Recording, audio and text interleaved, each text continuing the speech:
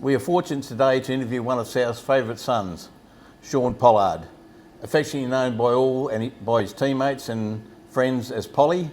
Welcome, Polly. Thanks, Watto. How did you end up playing at South Bunbury, Polly? So I moved down to Bunbury when I was 13. I used to live in Jurien Bay before that. And I was looking at footy clubs and ended up at South Bunbury. Started like when I was 13 here at the juniors, and then ended up here from that. So I played all through that. Yep. What is your history of playing for the South Bunbury juniors? Who were your coaches and some of your teammates there? Yeah, so I had Macca was my coach, Mark McCamish. Mark McCamish, yeah. Yes. So that was under 14s, 15s. Macca took us into the fold. Played with a lot of guys that have come through the club and had success as well. So we had a pretty good team, under 14s premiership team. Wow. A grade red. So Yes. yeah, it's the only flag I've ever won. Good memories. Yeah.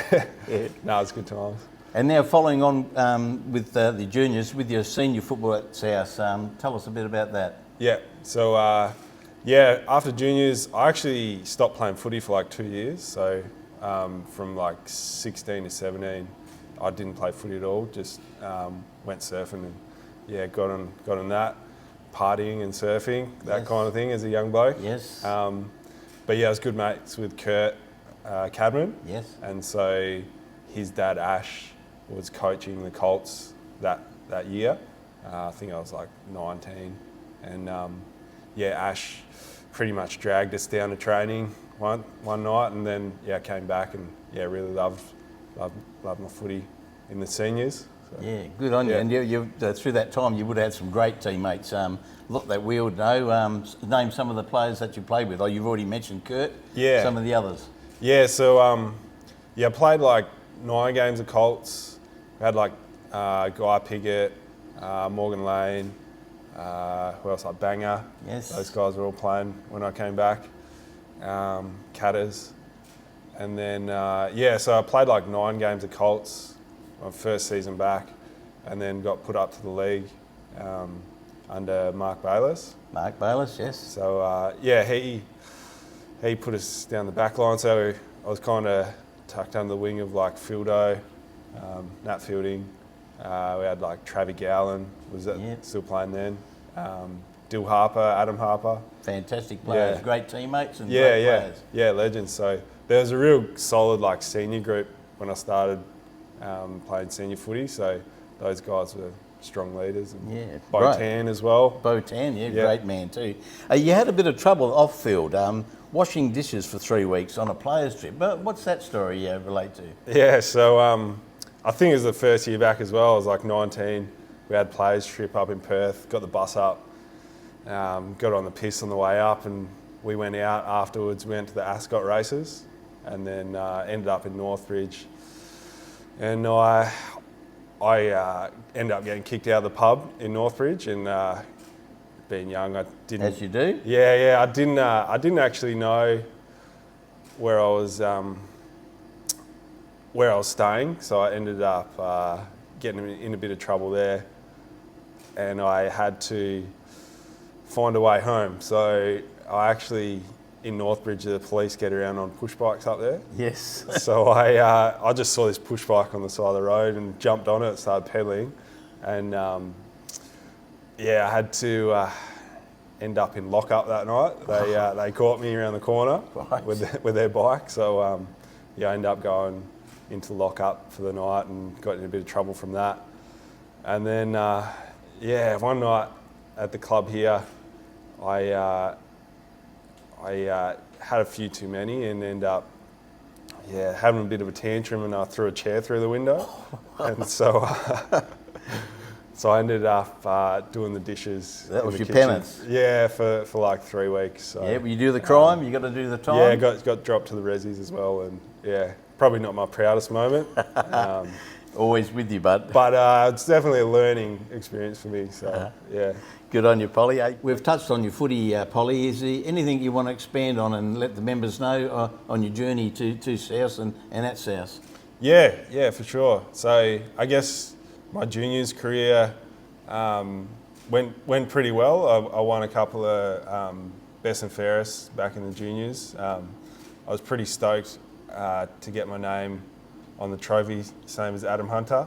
Wow. Can't remember the name of the trophy, but there's a long list of players on there which are absolute legends. So Great honour. I remember, I think it was like 2005 or something, which I won that, and I was just like imagining myself playing AFL and going from there. So yeah, it was pretty pretty good juniors career. Couple of best and fairest and premiership and stuff. Good on you, mate. That's fantastic. And then like some lifelong friends made along the way. So that was really cool. Yeah, those friends, they're with you for a lifetime, and we're very privileged to play with some great people, and for them to become your friends is something extra special too, isn't it? Yeah, absolutely. And then going into senior footy, I think it really helped me develop as a young man, you know, because the path I was on before I come back to footy, you know, I was drinking and partying and a bit of a rat bag. So footy, I guess, brought me back into line and give me something a bit more meaningful. Yes. You know, working as a team to, you know, go out there each week and put your best down on the footy field. It gives you a bit more purpose in your life, and It certainly does. that's something I certainly got a lot out of as a young bloke, and it's held me in good stead in some of the things I've had to deal with. Yeah, I guess you kind of learn as you grow, but I think footy's played a big part in my outside life as well, not just, you know, sporting career. It's made me a better man, better person. Yeah. Good on you, Polly. Please inform our supporters and members on your recovery from the shark attack and the challenges you faced. Yeah, so the shark attack was 2014. Pretty, I guess, life-changing moment. Had to deal with a lot. Had a lot of, I guess, new things to learn. I got given this thing. It's a split hook prosthetic, so basically works like a bike brake. The cable there goes up to my left shoulder, and when I pull on the cable, it opens and closes it. And then I've got the electronic hand as well. It's not as useful as this. It's kind of more for show. Yes. So for my day-to-day stuff, I just wear this. I kind of had to learn how to do everything, start back at square one, and go from there. So it was a few years recovery, and the footy club played a big part in the start of that. I was going to ask you that. Can you please tell us about the concert for Polly that was organised by the then president Jeff Hares of the club and the committee at the time? So Haresy linked up with one of my mates, Jordan Janfran, and they got together and obviously needed a lot of support through my recovery, so they put on a huge fundraiser. We had an auction night here, which raised I think it was like $50,000. Wow. A lot of memorabilia and stuff went out the door that night, and then the following night we did the concert for Polly. So a few DJs and stuff come and played, and there was a big stage set up on the oval. Yes, remember it? Yes. And so I think it was like 1,000 people ended up coming. And fantastic support. And so it raised close to like 100 grand, which helped me pay for prosthetics and all the hospital appointments and trips to Perth and stuff like that. So fantastic. It was pretty instrumental in my recovery. Yep. And how have you gone about rebuilding your life and getting on with it after the accident? I guess kind of thrown in the deep end. Didn't really know which way was up after all that. So I had a bit of time to sit and reflect and think about what I was going to do with my life. And I had a couple of paths. I could sit at home and feel sorry for myself. I could, I could do something, but in a bad way, like turn to drugs and alcohol, or do something in a good way. And that, I remember sitting in the hospital bed and thinking, like, that's what I want to do. Like, I want to make something of my life and do something in a good way. I wasn't sure exactly what it would be, but that's kind of the mindset I wanted to go forward with, because I had a chance to reflect on all that stuff.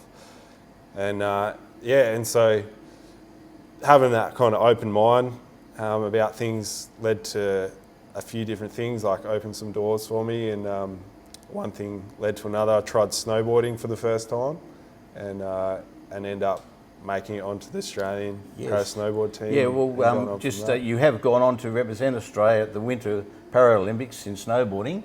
How about elaborating on that chapter of your life and what it means to you, to our members, Polly? Yeah. So, it's pretty crazy for someone from Bunbury to think about going to be a professional snow sports athlete. So, but having that surfing background, kind of I transitioned into snowboarding quite easily. Well, I was going to say, Polly, with your transition from surfing to snowboarding, skills such as your balance and your weight transference must have played an important role. Well, what other skills and disciplines were you required to achieve to make it in the snowboarding success? Yeah, so I had to learn my balance points again. So obviously your arms is what you use to balance. So I had to figure that out.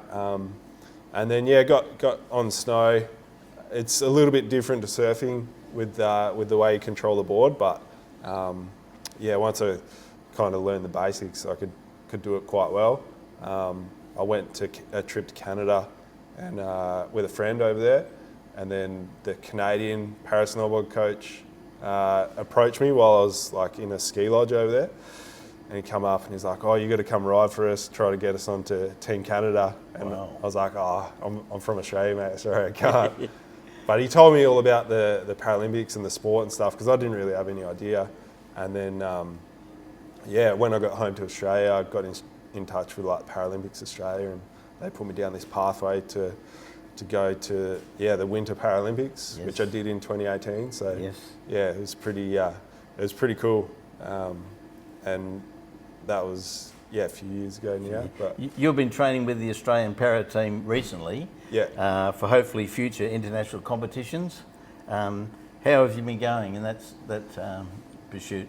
Yeah, good. So I had a couple of years off, having a kid and a bit of home life stuff, but I'm back into it now. So competing on the international circuit. So I compete in the Northern Hemisphere winter. So we race all through Europe, North America.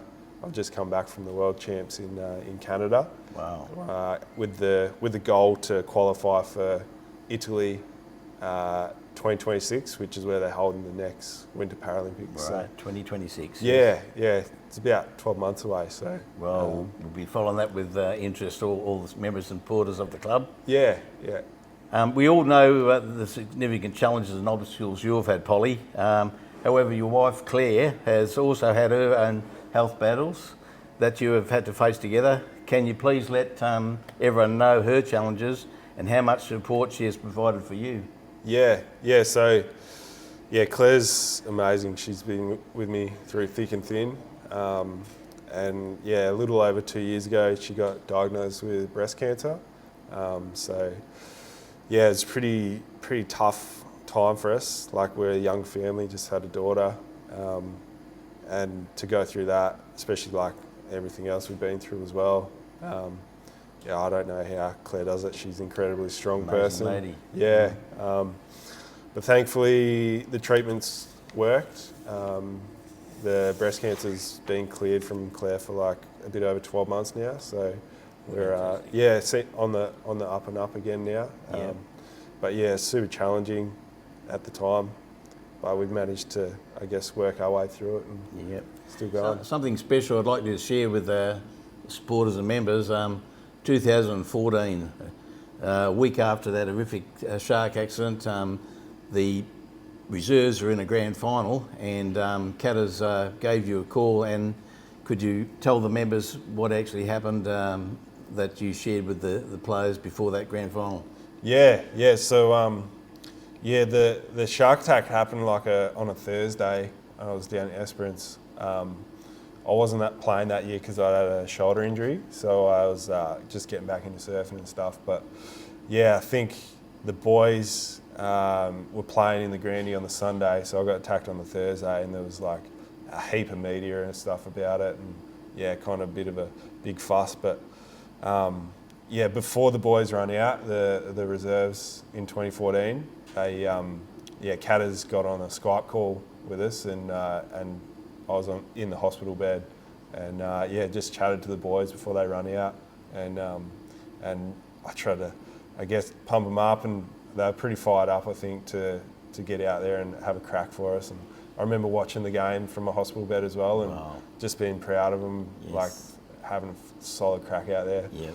Didn't get the job done, so can't blame me for what I said. But no worries, that's inspirational, and that's a credit to you to be thinking of the boys in that time. Yeah, I can barely remember it. I was on a lot of painkillers and stuff, but from what I've heard, it helped fire the boys up, so still going. Yeah, well, thank you for sharing your journey with our members and supporters, Polly.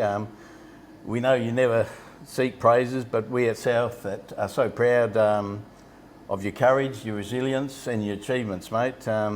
It's so heartwarming to see the support that you get from the South Bunbury family, and we all wish you well, you, Claire and family, in the future, and we're really looking forward to the next phase of your life, and thanks again for sharing those stories today. Yeah, thanks, Watto. I'd just like to thank the footy club and all the supporters and everyone that's supported me over the years as well. I've felt at home here for a long time now, so I know, like, anytime the footy's on, I can come down and feel welcomed, and the club's played a huge role in my recovery as well, and just having the friendship around it and the mates, and being able to come down and have a chat about things, it's been a huge part of my life, and hopefully it continues to be. It certainly will, Polly, and thanks again. Cheers. Yeah, well done, boy. That was good. The premierships and keys.